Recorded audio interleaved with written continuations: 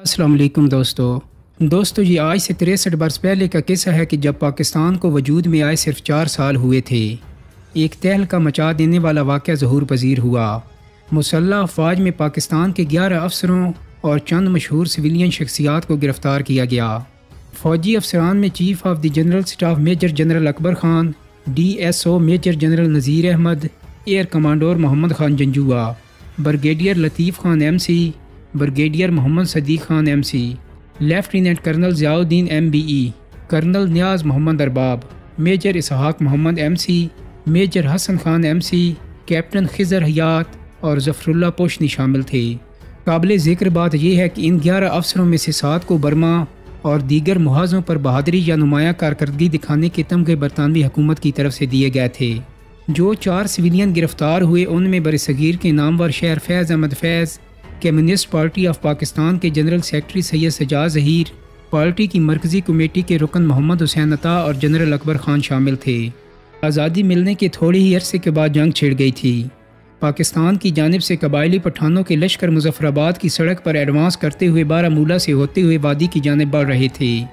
جب Indian army سری نگر میں ہوائی جہازوں کے ذریعے اتاری گئی اور اس نے قبائلیوں کے ایڈوانس کو روک دیا تو اکبر خان اس وقت بریگیڈیئر تھا۔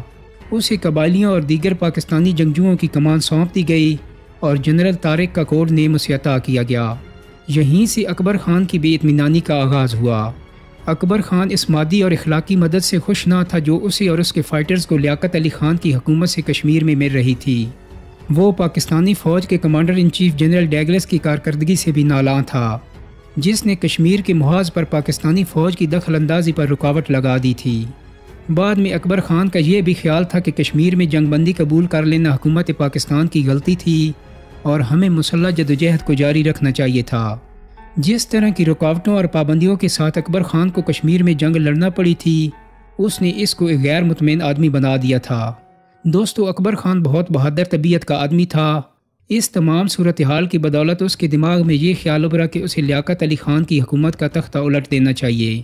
ایک طرف میجر جنرل اکبر خان کوپ کی پلاننگ کر رہے تھے اور مختلف افسروں کو اپنی سکیم کی طرف راغب کرنے کی کوشش کر رہے تھے، تو دوسری طرف حکومت وقت نے بھی ان کی حرکات و سکنات پر نظر رکھنی شروع کر دی تھی۔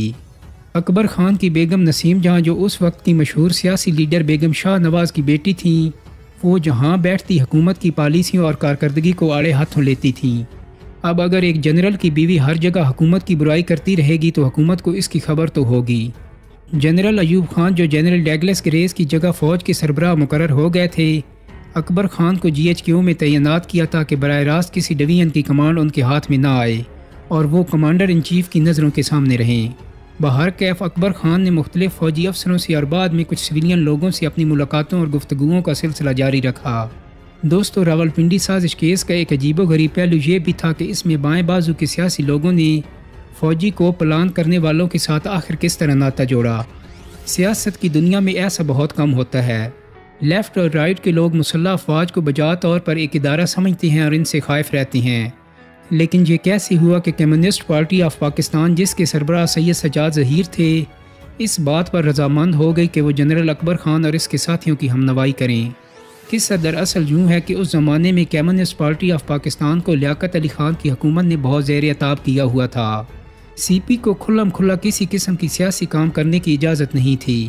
پارٹی کے تمام لیڈروں کے وارنٹ گرفتاری جاری کیے گئے تھے اور پارٹی کی سینٹرل کمیٹی کے تمام عہدیدار انڈر گراؤنڈ چلے گئے تھے، یعنی روپوش تھے۔ لیڈر پارٹی کے عام کارکنوں کا جینا حرام کر دیا گیا تھا۔ ورکرز کو بغیر کسی وجہ کے پکڑ لیا جاتا۔ پولیس انہیں بدنام زمانہ لاہور فورٹ میں لے جا کر زدوں کو برذلیل کرتی تھی۔ ورکرز کو دھمکیاں دی جاتی تھیں کہ سی پی کی پارٹی کی اعانت ترک کرنے ورنہ ان کا حشر خراب ہوگا۔ غرض کہ جہاں تک بائیں بازو کا تعلق تھا، ظلم و تشدد برداشت کرنا گویا ان کے مقدر میں لکھ دیا گیا تھا۔ ادھر جنرل اکبر خان کی بیگم نسیم کے فیض احمد فیض اور دیگر ترقی پسند لیڈروں کے ساتھ دیرینہ سوشل اور سیاسی روابط تھے۔ ان تعلقات کے ذریعے جنرل اکبر خان اور سید سجاد ظہیر ایک دوسرے سے مل پائے اور باہمی گفت و شنید کا آغاز ہوا۔ صورتحال کو یوں ہی کہ جنرل اکبر خان نے سی پی کے لیڈروں سے یہ وعدہ کیا کہ اگر وہ اقتدار میں آئے تو ان پر جو حکومتی تشدد اور دباؤ ہے اسے ختم کر دیں گے۔ پارٹی کو دیگر سیاسی جماعتوں کی طرح کھلے عام سیاسی کام کرنے کی اجازت مل جائے گی اور انہیں اگلے الیکشن میں امیدوار کھڑے کرنے اور جلسے کرنے کی پوری آزادی ہوگی۔ ان رعایتوں کے بدلے میں سی پی اور اس کی ملحقہ ٹریڈ یونین کسان کمیٹیاں وغیرہ اکبر خان کی حکومت کا خیر مقدم کریں گی، اور ملک کا اخبار پاکستان ٹائمز، جس کے ایڈیٹر فیض احمد فیض تھے، نئی حکومت کے حق میں اداریے لکھیں گے۔ کچھ اس نوعیت کی بات چیت اکبر خان اور سید سجاد ظہیر اور ان کے رفقا کے درمیان کچھ عرصہ تک جاری رہی۔ 23 فروری 1951 کو چیف آف جنرل سٹاف اکبر خان کے گھر پر میٹنگ ہوئی، جس میں بعض فوجی افسران کے علاوہ 3 سیاسی حضرات یعنی سید سجاد ظہیر، فیض احمد فیض اور محمد حسین عطا بھی موجود تھے۔ اس میٹنگ میں لیفٹیننٹ کرنل صدیق راجہ اور میجر یوسف سیڈی بھی موجود تھے، جو بعد میں استغاثہ کی طرف سے بطور وعدہ معاف گواہ پیش ہوئے۔ اس میٹنگ میں جنرل اکبر خان نے اپنا پلان پیش کیا، جس کے مطابق گورنر جنرل خواجہ ناظم الدین اور وزیر اعظم لیاقت علی خان کو ایک ہفتہ بعد، جب وہ دونوں اسلام آباد آ رہے تھے، گرفتار کیا جانا تھا۔ گورنر جنرل سے یہ اعلان کروایا جانا تھا کہ انہوں نے حکومت کو برطرف کر دیا ہے۔ اکبر خان کی سربراہی میں ایک عبوری حکومت قائم کی جاتی، جو کچھ عرصہ بعد جنرل الیکشن کرواتی۔ میٹنگ میں 70% گفتگو جنرل اکبر نے کی اور بقیہ 30% دیگر تمام حضرات نے، یعنی یہ صحیح معنوں میں ایک ون مین شو تھا۔ اس میٹنگ میں شامل تمام فوجی اور سویلین حضرات کے چہروں پر بہت دباؤ تھا، سوائے جنرل اکبر خان کی اور کوئی بھی شخص اس سکیم کے لیے ذہنی طور پر تیار نہیں تھا۔ متعدد اعتراضات کیے گئے، جس میں سب سے وزنی یہ تھا کہ مشرقی پاکستان میں ہماری اس حرکت کا کیا رد عمل ہوگا۔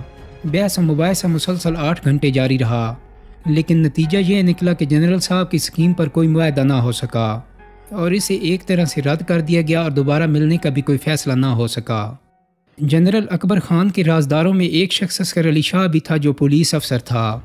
ہر چند کہ وہ 23 فروری کی فیصلہ کن میٹنگ میں موجود نہیں تھا، لیکن اسے اس میٹنگ کے متعلق اکبر خان نے پیش کی خبر دے دی تھی۔ عسکر علی شاہ تقریباً 2 سال سے جنرل اکبر کا معتمد اور ہلکا بگوش تھا، لیکن یہ خبر سن کر کہ فیصلے کی گھڑی آن پہنچی ہے، اس کے اعصاب نے جواب دے دیا۔ اس کے ہاتھ پاؤں ٹھنڈے ہو گئے اور اسے جو کچھ معلوم تھا اس نے صوبہ سرحد کے انسپیکٹر جنرل پولیس کو بتا دیا، جس نے فوراً سرحد کے گورنر آئی چندری گر سے بات کی اور چندری گر نے لیاقت علی خان سے فوری رابطہ کیا۔ انگریزی محاورے کے مطابق بلی تھیلے سے باہر آ گئی۔ Chief of general staff major general Akbar Khan, Quetta brigade کے کمانڈر بریگیڈیئر لطیف خان، فیض احمد فیض اور بیگم نسیم اکبر خان کو گرفتار کر لیا گیا۔ اگلے 1 مہینے کے اندر درجنوں اور لوگوں کو گرفتار کیا گیا، لیکن مقدمہ میں صرف 15 افراد پر فرد جرم عائد کی گئی۔ ملزمان میں سے ایک شخص محمد حسین عطا کافی عرصے تک پولیس کے ہاتھوں میں نہیں آیا، لیکن مقدمے کی کارروائی کے آغاز کے 1 ماہ بعد وہ بھی مشرقی پاکستان میں گرفتار ہو گیا، جسے حیدرآباد جیل میں عدالت کے سامنے پیش کیا گیا۔ مقدمے کا آغاز 15 جون 1951 کی صبح حیدرآباد جیل کے اندر خصوصی عدالت کے سامنے ہوا، جس کے جج جسٹس سر عبدالرحمان، جسٹس محمد شریف اور جسٹس امیر الدین تھے۔ استغاثہ کی طرف سے پیش ہونے والے وکلاء کی ٹیم کے سربراہ A.K. بروہی تھے۔ ڈیفنس کی جانب سے SI سور وردی Z.H. لاری، خواجہ عبدالرحیم ملک، فیض محمد، صاحبزادہ نوازش علی اور قاضی اسلم بڑے بڑے نامور وکیل پیش ہوئے۔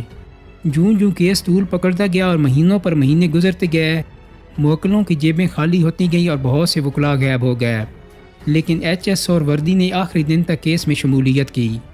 ہر چند کہ ان کے موکل بریگیڈیئر لطیف خان نے انہیں مزید پیسے دینا ترک کر دیے تھے، کیونکہ لطیف خان کے بینک اکاؤنٹ میں کچھ بھی باقی نہیں رہا تھا۔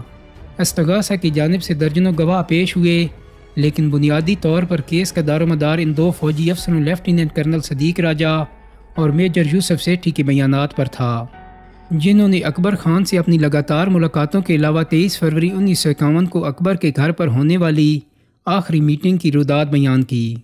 بحیثیت مجموعی جو گواہ پیش کیے گئے انہوں نے بیان دیے، لیکن ایک غلط بات ایسی کہی گئی جس کے بغیر استغاثہ کا کیس سازش کے الزام کو ثابت نہیں کر سکتا تھا۔ وعدہ معاف گواہوں سے یہ کہلوایا گیا کہ 23 فروری کی میٹنگ میں اکبر خان کی پیش کردہ سکیم پر اتفاق رائے ہو گیا تھا، حالانکہ حقیقت یہ ہے کہ 8 گھنٹے کی مغز ماری اور بحث کے بعد سکیم کو ترک کر دیا گیا تھا۔ یہ جھوٹ استغاثہ کو اس لیے بولنا پڑا کیونکہ سازش کا جرم اس کے بغیر ثابت نہیں ہو سکتا تھا۔ یہ صحیح ہے کہ جنرل اکبر خان کو آرمی ایکٹ کے تحت اس طرح کی سکیم پیش کرنے کے الزام میں بھی سزا دی جا سکتی تھی، جس کے ذریعے وہ دیگر فوجی افسران کو ساتھ ملانے کی کوشش کر رہے تھے، لیکن سول پینل کوڈ کے تحت انہیں اور بقیہ حضرات کو سازش کا مرتکب نہیں سمجھا جا سکتا تھا۔ دوستو ظفر اللہ پوشنی لکھتے ہیں کہ مقدمے کے متعلق میں کچھ نہیں کہنا چاہتا کیونکہ اس کی تمام کارروائی خفیہ تھی۔ اب اگر اس کی بابت کچھ لکھوں تو اندیشہ ہے کہ قانون کی روح سے دوبارہ دھر لیا جاؤں گا۔ آخرکار راولپنڈی مقدمہ سازش کیس کا فیصلہ سنا دیا گیا۔ سابق میجر جنرل اکبر خان کو 12 برس قید سخت کی سزا سنائی گئی۔ ایئر کمانڈور محمد خان جنجوعہ اور بریگیڈیئر محمد صدیق خان 7 برس قید بامشقت اور 500 روپے جرمانہ یا عدم ادائیگی کی صورت میں مزید 1 برس قید بامشقت نیز ملازمت سے برطرفی۔ سابق بریگیڈیئر لطیف خان 5 برس قید بامشقت اور 500 روپے جرمانہ یا اس کی عدم ادائیگی کی صورت میں مزید 1 برس قید بامشقت۔ لیفٹیننٹ کرنل ضیاء الدین اور لیفٹیننٹ کرنل نیاز محمد ارباب 5 برس قید بامشقت 250 روپے جرمانہ یا عدم ادائیگی کی صورت میں مزید 6 مہینے قید بامشقت اور ملازمت سے برطرفی۔ فیض احمد فیض، سید سجاد ظہیر اور محمد حسین عطا 4 برس قید بامشقت اور 500 روپے جرمانہ۔ میجر حسن خان، میجر اسحاق محمد، کیپٹن خضر ریاض، کیپٹن ظفر اللہ پوشنی 4 برس قید بامشقت اور 250 روپے جرمانہ یا اس کی عدم ادائیگی کی صورت میں مزید 6 مہینے قید بامشقت اور ملازمت سے برطرفی۔ میجر جنرل نذیر احمد، قید تا برخاست، عدالت اور ملازمت سے برطرفی۔ بیگم نسیم اختر خان بری۔ ظفر اللہ پوشنی کے مطابق خفیہ عدالت کے ایک جج جسٹس شریف نے کہا کہ آپ جانتے ہیں کہ آئین ساز اسمبلی نے اس مقدمہ کے سلسلے میں جو ایکٹ پاس کیا ہے اس کی روح سے مقدمے کی سماعت بند کمرے میں ہوگی اور عدالت کی تمام کارروائی خفیہ رکھی جائے گی۔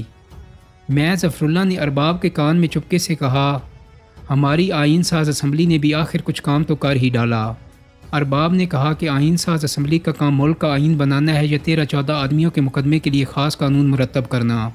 یہ مقدمہ سازش راولپنڈی کا اسپیشل ایکٹ آئین سازی کے زمرے میں کیسے آ گیا؟ میں نے جواب دیا، میرے دوست یہ بات تم ان بزرگوں سے جا کر پوچھو جو آئین ساز اسمبلی کے رکن ہیں۔ میں تو صرف اتنا جانتا ہوں کہ آئین ساز اسمبلی کو اختیار کامل حاصل ہے، وہ چاہیں تو دن کو رات اور رات کو دن کہہ سکتے ہیں۔ دوستو امید کرتا ہوں کہ میری آج کی ویڈیو آپ کو پسند آئی ہوگی۔ اگر ویڈیو اچھی لگی ہے تو اس کو لائک اور شیئر کر دیں۔ میرے چینل کو سبسکرائب کرنے کے ساتھ ساتھ بیل آئیکن کو بھی کلک کر دیں تاکہ آپ کو میری آنے والی مزید ویڈیوز کے نوٹیفیکیشن ملتے رہیں۔ بہت جلد ہی ایک نئی ویڈیو کے ساتھ ملاقات ہوگی۔ اپنا بہت سارا خیال رکھیے گا۔ اللہ حافظ۔